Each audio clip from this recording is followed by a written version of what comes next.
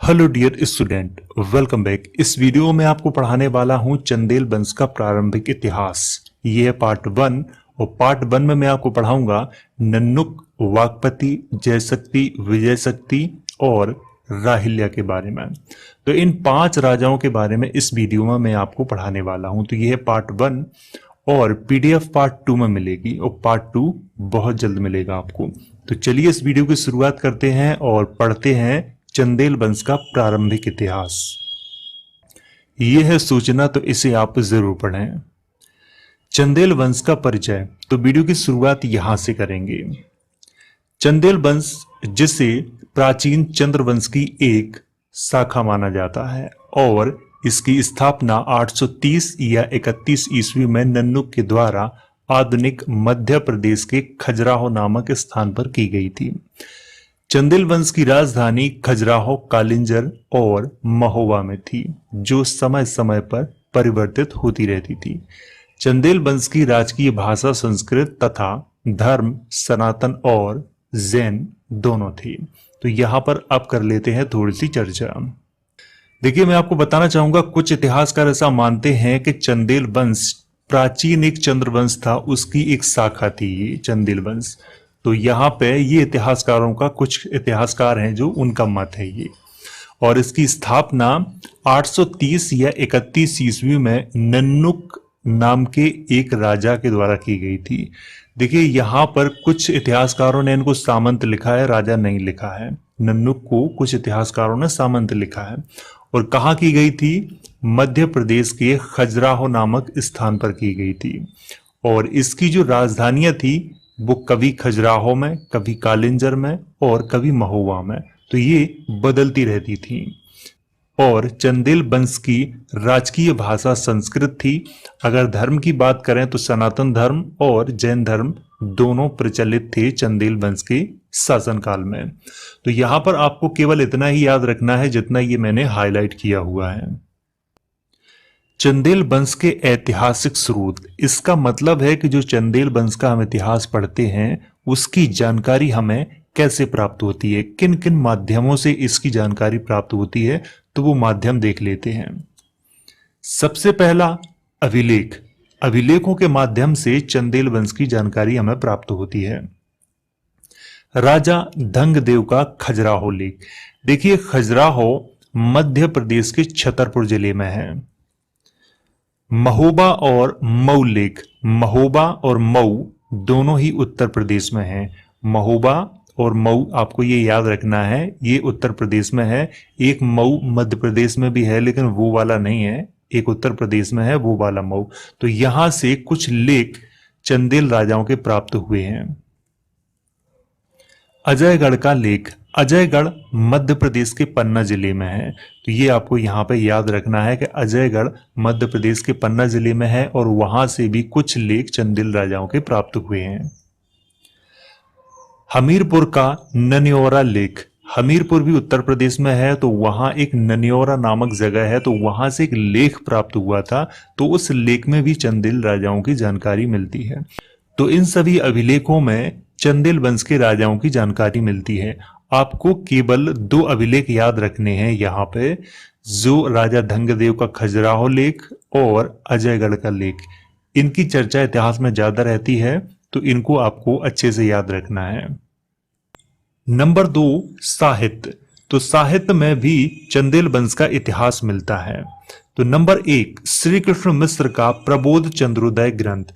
देखिए, मैं आपको यहां पे बताना चाहूंगा कि प्रबोध चंद्रोदय ग्रंथ ये संस्कृत में है ये ग्रंथ, और इसकी रचना कीर्ति वर्मन के शासनकाल में हुई थी। कीर्ति वर्मन जो कि चंदेल राजा थे, तो उनके शासनकाल में प्रबोध चंद्रोदय ग्रंथ की रचना हुई थी। और किसने की थी? श्री कृष्ण मिश्र ने इसकी रचना की थी। तो इसमें भी चंदेल वंश का इतिहास मिलता है। नंबर 2, जगनिक का परमाल रासो ग्रंथ, जिसका आलाखंड भाग ही शेष बचा है। तो यहां पर थोड़ी सी चर्चा कर लेते हैं। पहले तो मैं आपको बता दूं कि जो जगनिक थे वो परमर्दी देव के दरबार में रहते थे, और परमर्दी देव चंदेल वंश के अंतिम राजा थे। लेकिन परमर्दी देव का जो वास्तविक नाम था वो था परमाल। तो इसीलिए यहाँ पर परमाल रासो नामक ग्रंथ की रचना जगनिक के द्वारा की गई थी। लेकिन वर्तमान में परमाल रासो ग्रंथ पूरा उपलब्ध नहीं है। इसका एक ही भाग आल्हा खंड उपलब्ध है।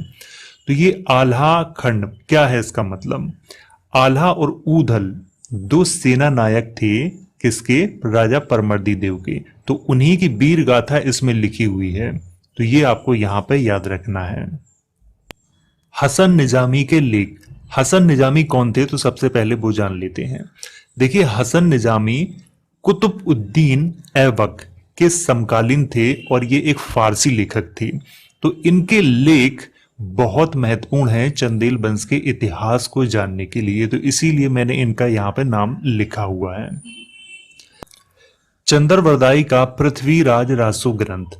देखिए, मैं आपको बता दूं कि पृथ्वीराज रासो ग्रंथ में वैसे तो चौहान वंशी राजा पृथ्वीराज चौहान के बारे में बताया गया है, लेकिन इसमें पड़ोसी राजाओं का भी एक अच्छा विवरण दिया गया है। तो इसीलिए पृथ्वीराज रासो ग्रंथ भी महत्वपूर्ण माना जाता है चंदेल वंश के इतिहास को जानने के लिए। तो इसीलिए मैंने इसको यहाँ पे लिखा हुआ है।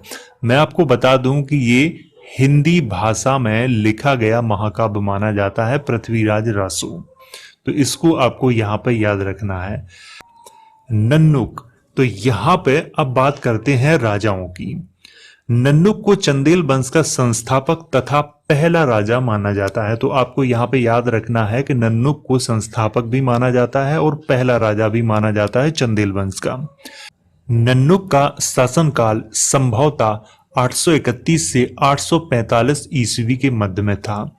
मैं आपको यहाँ पे बता दूं कि संभवतः मैंने लिखा हुआ है यहाँ पे 831 से 845 ईस्वी के मध्य में। देखिए, इनके शासनकाल निश्चित नहीं है, तो इसीलिए मैंने संभवतः लिखा हुआ है, क्योंकि कुछ इतिहासकार कुछ और डेट लिखते हैं तो कुछ इतिहासकार कुछ और डेट लिखते हैं। तो ये जितने भी शासनकाल हैं ये सब संभवतः हैं, निश्चित नहीं है। नन्नुक ने अपनी राजधानी खजुराहो में बनाई थी, परंतु उस समय उसे खजूर वाटिका या खजूर का बगीचा कहा जाता था। मैं आपको बता दूं, कुछ इतिहासकारों ने यहाँ पे महोबा राजधानी लिखा है। कुछ इतिहासकार मानते हैं कि नन्नुक ने अपनी राजधानी महोबा में बनाई थी, जो कि उत्तर प्रदेश में है। तो यहाँ पर कुछ इतिहासकार लिखते हैं खजुराहो में बनाई थी और खजुराहो में ही चंदेल वंश की उन्होंने स्थापना की थी। तो इतिहासकारों में आपस में बहुत मतभेद हैं। तो खजुराहो का उस समय क्या नाम था, खजूर वाटिका या खजूर का बगीचा, ये आपको यहाँ पे याद रखना है। नन्नुक स्वतंत्र राजा नहीं थे, बल्कि प्रतिहार राजाओं के सामंत थे। नन्नुक ने जिस समय चंदेल वंश की स्थापना की थी उस समय प्रतिहार राजा नागभट्ट द्वितीय का शासन था। तो ये आपको यहाँ पे याद रखना है कि नागभट्ट द्वितीय के शासन काल में ही चंदेल वंश की स्थापना नन्नुक के द्वारा की गई थी खजुराहो में। नन्नुक के शासन काल में चंदेल साम्राज्य खजुराहो तक ही सीमित था। जब इसकी स्थापना हुई थी तो एक ये छोटा सा राज्य था, ये आपको याद रखना है, जो कि खजूर के बगीचे के आसपास ही तक फैला हुआ था, यानी कि खजुराहो तक ही ये सीमित था। तो ये यहाँ पे आपको याद रखना है। तो ये जितना मैंने हाईलाइट किया हुआ है बस आपको इतना ही याद रखना है नन्नुक के शासनकाल से। वाकपति, अब इनके बारे में पढ़ते हैं। वाकपति नन्नुक के पुत्र तथा उत्तराधिकारी थे। वाकपति का शासनकाल संभवतः 845 से 870 ईस्वी के मध्य में था। इनका भी शासनकाल संभवतः है, निश्चित शासनकाल किसी भी राजा के नहीं है। वाकपति ने अपने पिता नन्नुक की तरह प्रतिहार राजाओं के सामंत थे। तो ये आपको यहाँ पे याद रखना है कि वाकपति स्वतंत्र राजा नहीं थे, बल्कि प्रतिहार राजाओं के सामंत थे। वाकपति के शासनकाल में चंदेल साम्राज्य का विस्तार विंध्य के क्षेत्रों तक हो गया था। नन्नुक ने चंदेल वंश की शुरुआत की, लेकिन नन्नुक का जो शासनकाल था, जो साम्राज्य था, वो केवल खजुराहो के आसपास तक ही था। लेकिन वाकपति जब राजा हुए चंदेल वंश के, तो उन्होंने अपने साम्राज्य की सीमाएं विंध्य के क्षेत्रों तक फैला दी थी। तो ये यहाँ पे आपको याद रखना है। वाकपति के दो पुत्र जयशक्ति और विजयशक्ति थे। आपको इनको याद रखना है, जयशक्ति और विजयशक्ति किसके पुत्र थे, वाकपति के पुत्र थे। जय शक्ति, अब इनके बारे में पढ़ते हैं। जय शक्ति वाकपति के पुत्र तथा उत्तराधिकारी थे। जय शक्ति का शासनकाल संभवतः 870 से 885 ईस्वी के मध्य में था। देखिए यहाँ पर मैंने आपको बोला है कि संभवतः यानी कि संभव है, निश्चित नहीं है इनके शासनकाल। जय शक्ति का वास्तविक नाम जेजाक था और उन्होंने ही अपने नाम पर पूरे चंदेल साम्राज्य का नाम जेजाक भुक्ति रखा था, जिसे आज बुंदेलखंड के नाम से जाना जाता है। तो यहाँ पे अब हो जाए कुछ चर्चा। मैं आपको बता दूं कि जय शक्ति का जो वास्तविक नाम था वो जेजाक था और पूरे चंदेल साम्राज्य का नाम बदलकर जेजाक ने क्या किया था, यानी कि जय शक्ति ने क्या किया था कि जेजाक भुक्ति अपने साम्राज्य का नाम रखा था।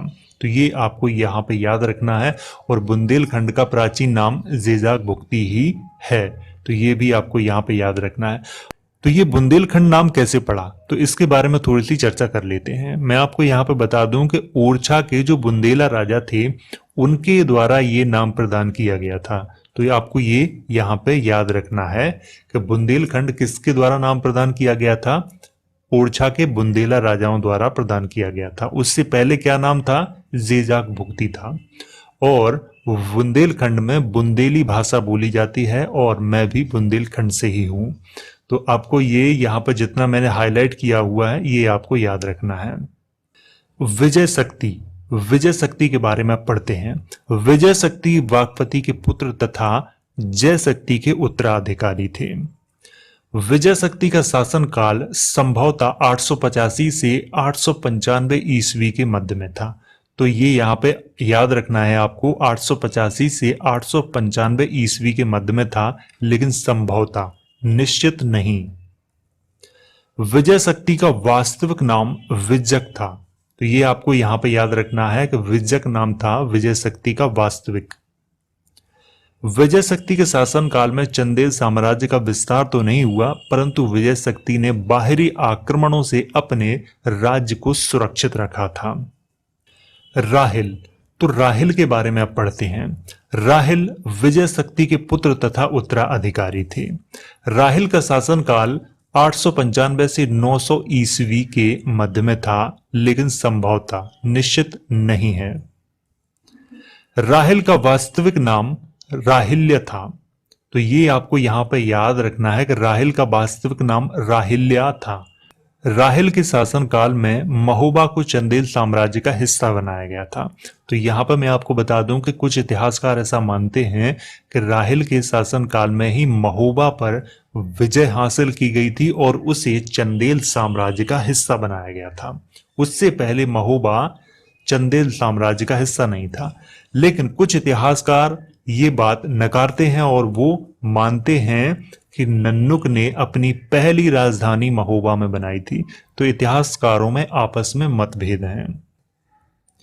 राहिल ने महोबा के पास राहिल्या सागर नामक एक जलाशय तथा उसके पास एक सुंदर मंदिर का निर्माण करवाया था। तो ये आपको यहाँ पे याद रखना है, ये बहुत बार एग्जाम में पूछा जा चुका है, तो इसको आपको विशेष तौर पे याद रखना है। तो यहाँ पर ये जितना मैंने हाईलाइट किया हुआ है बस आपको इतना याद रखना है। तो ये तो था पार्ट 1, और अगर आपको वीडियो समझ में ना आया हो तो आप इसे दोबारा देख सकते हैं।